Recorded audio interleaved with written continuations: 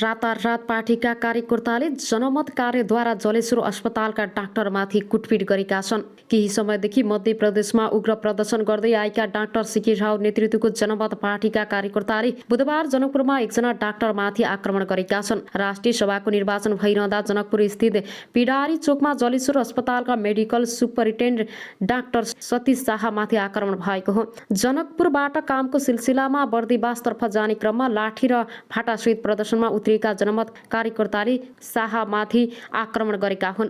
जनमतका कार्यकर्ताको आक्रमण डाक्टर शाहको मुखमा 8वटा टाँका लगाउनु परेको छ। जनमतका कार्यकर्ताले उनी सवार सरकारी गाडीमा पनि तोडफोड गरेर क्षति पुर्याएका छन्। जनमत कार्यकर्ताले सगी सर्लाहीको हरिवनका मेयर उपमेयर सवार गाडी र प्रदेश सांसद अशोक यादव सवार गाडीमा पनि आक्रमण गरेका थिए।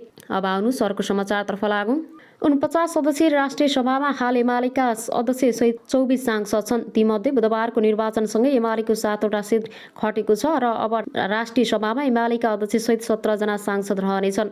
2076 माघ 9 गते भएको निर्वाचन भएको थियो। उक्त निर्वाचनसम्म आइपुग्दा तत्कालीन नेकपाको राष्ट्रिय सभामा 2/3 बहुमत पुगेको थियो। राष्ट्रिय सभामा मनोनित सहित तत्कालीन नेकपाका 50 सांसद पुगेका थिए र तत्कालीन नेकपाको प्रदेश र स्थानीय तहमा रहेको उपस्थितिका कारण काङ्ग्रेसले 7 सिट पनि गुमाएको थियो। राष्ट्रिय सभा सदस्यमा प्रदेश सभा सदस्य, स्थानीय तहका प्रमुख र उपप्रमुख मतदाता रहन्छन्। 2 वर्षीय कार्यकाल पूरा गरेका सांसदहरू विदा हुँदा राष्ट्रिय सभाका काङ्ग्रेसका 6 जना सांसद बाँकी थिए। बाँकी 6 मध्ये आगामी माघ 20 गतिबाट थप 3 जना विदा हुँदैछन्। बुधबारको निर्वाचनसम्म आइपुग्दा नेकपा सग्लो थियो भने काङ्ग्रेस 3 सिट खुम्चने थियो। तर नेकपा एकता भङ्ग भएर एमाले पनि विभाजित हुँदै एमाले बाहेकका दलहरूसँग गठबन्धन गर्दै अगाडि बढ्दा काङ्ग्रेसले राष्ट्रिय सभा 4 सिट थपेर 10 पुर्याएको छ। काङ्ग्रेसले 1 सिट गत जेठमा थपेको थियो र 2074 सालको निर्वाचनमा एमालेबाट निर्वाचित भएका प्रदेश सभा सदस्य गृह नारायण पाण्डे काङ्ग्रेस प्रवेश गरेका थिए। दल त्याग गरेपछि रिक्त भएको पदमा भएको निर्वाचनमा काङ्ग्रेसकै तर्फबाट पाण्डे नै निर्वाचित भए। तर उनी 4 वर्षीय कार्यकाल रहेका चन्द्रबहादुर खड्काको ठाउँमा निर्वाचित भएकाले आगामी फागुन 20 गते विदा हुँदैछ। यसरी काङ्ग्रेसले 4 सिट बढाएर 10 पुर्याउँदै गर्दा प्रमुख विपक्षी एमालेले भने त्यही पटक 7 सिट गुमाएको छ। यसका पछाडि तत्कालीन प्रधानमन्त्री केपी शर्मा ओलीको प्रतिनिधि सभा विघटनको प्रयास नै प्रमुख रहेको हो। तत्कालीन नेकपाको तर्फबाट 2/3 बहुमत सहित सरकारले नेतृत्व गरिरहेका तत्कालीन प्रधानमन्त्री ओलीले 5 पुस 2077 मा प्रतिनिधि सभा विघटन गरे। उनको असंवैधानिक कदमको विरोध तत्कालीन नेकपा भित्रकै पुष्पकमल दाहाल, प्रचण्ड, माधव कुमार नेपाल लगायतले काङ्ग्रेससँग सहकार्य अगाडि बढाए। पहिलो प्रतिनिधि सभा विघटन सर्वोच्च अदालतबाट बदर हुनसम्म कसिलो बन्न नसकेको वर्तमान 5 दलीय गठबन्धन ओलीले 7 जेठ 2078 को मध्यराति गरेका थिए। अब आउनुहोस् अर्को समाचारतर्फ लागौँ। श्रीमानले खानामा पेशाब लगाएर खान दिने साथै थुकेको थुकसम्म खान लगाउने गर्थे। मोरङ जिल्लाको पत्थरी शनेश्वरी नगरपालिका सौताकाण्डका नामले चर्चामा रहेको घटनामा दिनहुँ अनेक घटना बाहिरिँदै आएका छन्। आफू विदेश गएको श्रीमानले कान्छी श्रीमती ल्याएको भन्दै केही समय अगाडि मिडियामा आएकी वन्दना लिम्बुले अन्त्यमा दाबी गरेपछि घटनाले अर्कै रूप लिँदै गएको हो।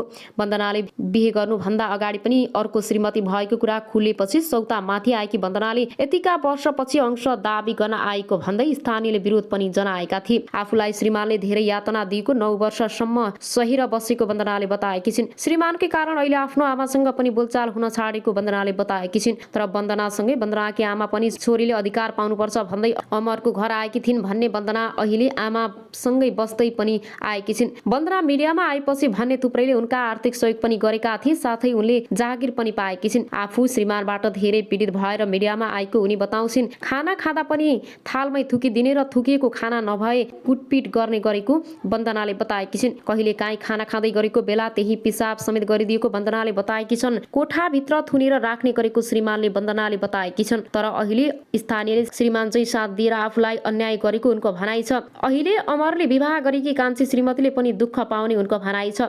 यदि कान्छी सौतालाई माने आफूले पाल्ने समेत वन्दनाले बताएकी छिन्। अमरलाई छोडेर आए आफू उसको सके जति हेरचाह गर्ने बताएकी छन्। आफू जस्तो अरूले पीडा भोग्नु नपरोस् भनेर आफूले त्यसो गर्न लागेको उनको भनाइ छ। आफू आफ्ना छोराछोरीलाई अमरको छाया समेत पर्न नदिने वन्दनाको भनाइ छ। वन्दनाले यसो भनिरहँदा कतिपयले भन्ने अंश नपाएको रिसमा आरोप लगाएको समेत प्रक्रिया दिएका छन्। अंश दाबी गर्दै वन्दनाले अमरकी जेठी श्रीमतीलाई पनि सहयोगका लागि बोलाएकी थिइन्, तर अमरकी जेठी श्रीमतीले भने आफू हुँदाहुँदै वन्दना सौता बनेर आई विवाह दर्ता समेत गरेको भन्दै उल्टै वन्दनाले सजाय पाउनु पर्ने बताएकी थिइन्। साथै सौता बनेर आएर आफू सुत्केरी अवस्थामा हुँदा वन्दनाले आफूलाई पीडा दिएको भन्दै अहिले त्यही पीडा वन्दनाले भोगेको उनले बताएकी थिइन्। अंश नपाउने भएपछि अहिले वन्दना भने कपडा बनाउने गार्मेन्टमा काम गर्दै आएकी छिन्। अब आउनुहोस् अर्को समाचारतर्फ लागौं। गौतमले साथ दिए भने राष्ट्रिय सभामा संगठन सत्ता गठबन्धनलाई 2/3 पुग्नेछ। गौतम मनोनित सांसद भएकाले उनलाई दलीय हिब लाग्दैन र उनले दल त्याग गरेको कारण सांसद पनि जाँदैन। मनोनित सांसदलाई सरकारले फिर्ता बोलाउने व्यवस्था पनि छैन। यस्तोमा गौतमको विश्वास जितेर राष्ट्रिय सभामा 2/3 पुर्याउने कसरत गठबन्धनले गर्न सक्छ। यस्तोमा गौतमले के निर्णय गर्छ त्यसैले आधारमा राष्ट्रिय सभाबाट 2/3 बहुमतले गर्ने निर्णय अनुमोदन हुने वा नहुने निर्णय हुन्छ। राष्ट्रिय सभा सदस्यको कार्यकाल 6 वर्षको हुने भए पनि गोला प्रथाबाट पछिल्लो पटकका लागि 2-4-6 वर्ष निर्धारण गरिएको थियो। सोही अन्तर्गत 4 वर्षीय कार्यकाल पूरा गरेर 19 जना विदाय हुने भएपछि खाली सिटका लागि बुधबार निर्वाचन भएको हो, जसबाट कांग्रेसका 6, माओवादी केन्द्र र नेकपा एकीकृत समाजवादीका 5-5, जनता समाजवादी पार्टीको 1 र राष्ट्रिय जनमोर्चाका 1-1 जना निर्वाचित भए। नेकपा एमालेका पनि 1 जना निर्वाचित भएका छन् भने चुनावी परिणामसँगै माओवादी केन्द्रले 1 सिट, 25, नेपाली कांग्रेसले 3 सिट बढाएर 10, एकीकृत समाजवादीले 1 सिट बढाएर 8, जनता समाजवादी पार्टी जसपाले 2 सिट बढाएर 3 पुर्याएको छ। राष्ट्रिय सभामा 1 सिट सहित राष्ट्रिय जनमोर्चाको पनि इन्ट्री भएको छ। हाल राष्ट्रिय सभामा रहेका स्वतन्त्र सांसद खिललाल देवकोटा नेकपा एकीकृत समाजवादी समर्थित हुन्। 7 सिट गुमाउँदा पनि राष्ट्रिय सभामा एमाले सबैभन्दा ठूलो दलकै रूपमा कायम रहेको छ। मनोनित बाहेक एमालेसँग अध्यक्ष सहित 18 सांसद छन्। बुधबार भएको निर्वाचनबाट प्रदेश 1 मा नेकपा एमालेको उम्मेदवार सोनाम गेल्जेन शेर्पा र 5 दलीय गठबन्धनबाट उम्मेदवार एकीकृत समाजवादीकी जयन्ती साई महिलातर्फ निर्वाचित भए। प्रदेश 1 बाटै अन्यतर्फ गठबन्धनबाट उम्मेदवार बनेका कांग्रेसका गोपाल बस्नेत र एमाले गुरुङ बरालले समान 4488 मतभार प्राप्त गरे। गोला तानेर बस्ने निर्वाचित भए। मध्य प्रदेशबाट महिलातर्फ गठबन्धनका उम्मेदवार माओवादी केन्द्रकी उर्मिला अर्याल र अन्त्यतर्फ गठबन्धनबाट जसपाका मोहम्मद खालिद विजयी भए।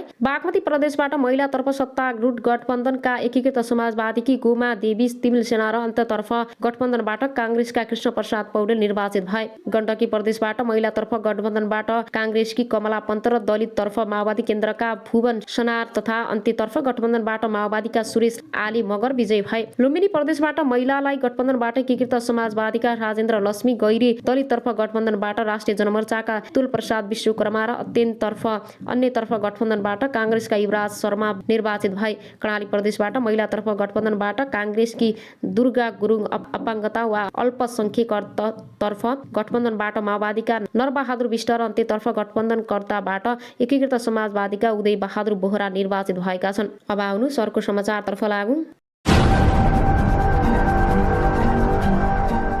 म भिकारी हो भने त दलाल होस् भन्दै जङ्गिए जयकृष्ण बस्नेत। केही दिन अगाडि पत्रकार प्रकाश सुवेदीले आफ्नो कार्यक्रमको दौरान कलाकार तथा नायक जयकृष्ण बस्नेतलाई टिकटकको लाइभमा आएर माग्ने काम गरेको आरोप लगाएका थिए। सुवेदीले जयकृष्णलाई यत्रो ठूलो कलाकार भएर एउटा सामाजिक सञ्जालको माध्यमबाट भिख मागी खाएको आरोप लगाएका छन्। त्यसो त एक टिकटक एपमा धेरै कलाकार र अन्य टिकटक प्रयोगकर्ताले लाइभ बसेर गिफ्ट मागी पैसा कमाउँदै आएका छन्। पत्रकार सुवेदीले लगाएको यो आरोप खण्डन गर्दै जयले सुवेदीलाई आफू भन्दा ठूलो माग्ने र दलाल भएको आरोप लगाएका छन्। आफू जतासुकै लाइभ बसेर पैसा कमाए पनि पत्रकारलाई के को टाउको दुखाए भन्ने प्रश्न जयले तर्साएका छन्। आफूले लाइभ बसेको कुरा टेलिभिजन र युट्युबमा राखेर आफूले नै कमाउने भाँडो बनाएको हुँदा पत्रकार सुवेदी महाचोर भएको खुलासा कुरा जयले गरेका छन्। आफूले लाइभ बसेर कमाए पनि धेरै पैसा गरिब र दुखीलाई सहयोग समेत गरेको हुँदा यस्ता आरोप लगाउने सुवेदी बुढो गोरु भएको र अर्काको निजी जीवनलाई टेलिभिजन मार्फत देखाएर बाँच्न समेत गाह्रो बनाएको हुँदा उनलाई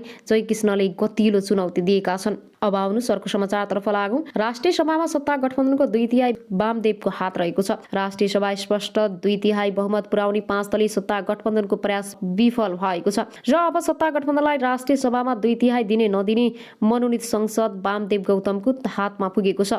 4 वर्ष कार्यकाल पूरा गरी विदा हुन लागेका 19 राष्ट्रिय सभा सदस्य पदका लागि बुधबार भएको निर्वाचनमा सत्ता गठबन्धनले 7 प्रदेशमा जित्ने आश राखेको थियो, तर एमालेलाई किल स्विप गर्ने योजना प्रदेश 1बाट राष्ट्रिय सभा सदस्यका एमाले उम्मेदवार सोनाम गेलजेन शेर्पाले विफल पारिदिए। गठबन्धनका उम्मेदवार जनता समाजवादी पार्टी जसपाका हेमराज राईले 4,368 मत पाउँदा एमाले उम्मेदवार शेर्पा 4,752 मत भार प्राप्त विजयी भएका छन्।